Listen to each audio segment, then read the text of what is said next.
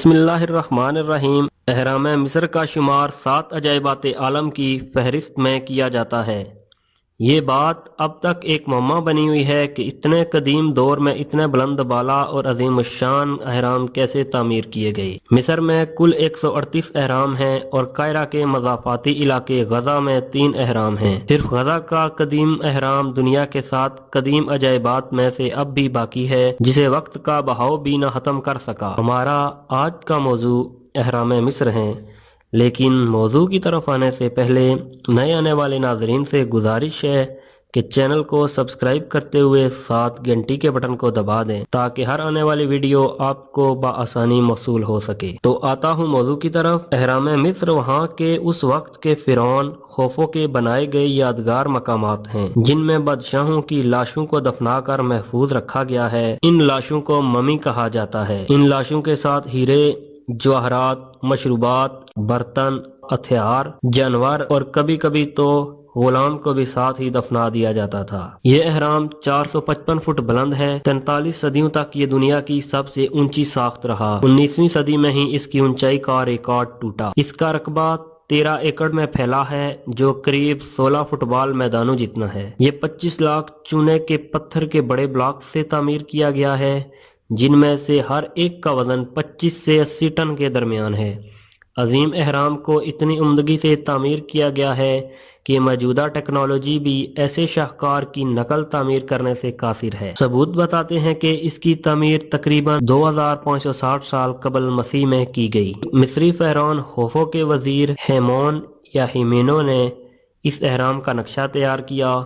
اس اہرام کی تعمیر کے وقت اونچائی 146.5 میٹر تھی، لیکن اس کی حالیہ اونچائی 138.8 میٹر ہے۔ اس اہرام کا وزن تقریباً 5.9 ملین ٹن ہے۔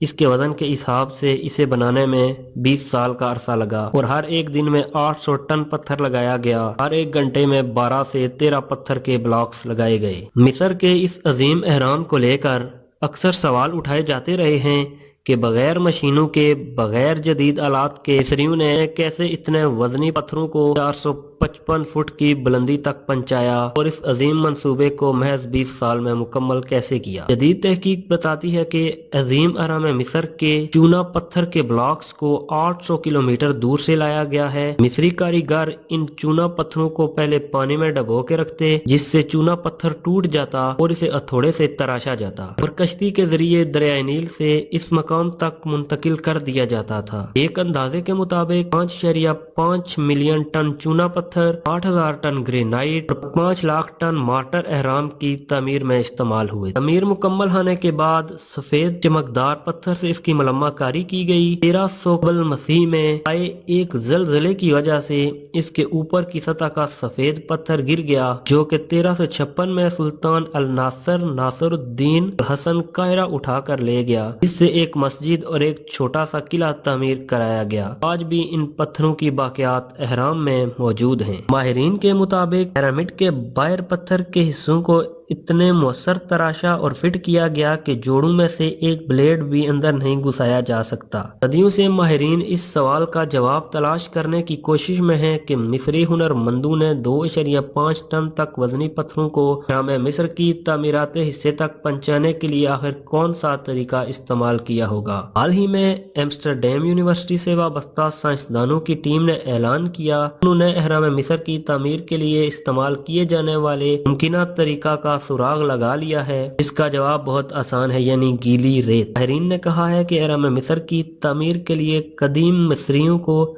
ریگستان میں بھاری پتھر اور بڑے مجسموں کی نقل و حرکت کرنا پڑی ہوگی، اسی لیے انہوں نے بھی اس طریقے کی نقل کرنے کی کوشش کی کہ جس طرح لکڑی کے چھکڑے پر وزنی اینٹیں رکھنے کے بعد اسے ریت پر کھینچا جا سکتا ہے۔ جدید تحقیقات کی روشنی میں یہ بات ثابت ہوتی ہے کہ ریت میں نمی کی صحیح مقدار کھینچنے کی مطلوبہ مقدار کو ادا کر دیتی ہے۔ ٹیم نے کہا ہے کہ ریت میں پانی کی صحیح مقدار میں موجودگی سے گیلے صحرا کی زمین خشک ریت کے مقابلے میں دگنی سخت ہو جاتی ہے۔ ہے۔ ماہرین کا کہنا ہے کہ انہیں اس بات کا یقین ہے کہ مصری غلام اس طریقہ کار سے بخوبی آگاہ تھے۔ ان مقبروں سے ملنے والی تصاویر میں بھی مزدوروں کی جانب سے پتھروں اور مجسموں کو کھینچنے کے دوران چھکڑے کے آگے کا شخص ریت گیلا کرتا ہوا دیکھا جا سکتا ہے۔ امید ہے آپ کو ہماری یہ ویڈیو پسند آئی ہوگی۔ اگلی ویڈیو تک کے لیے اجازت دیجیے۔ اللہ حافظ۔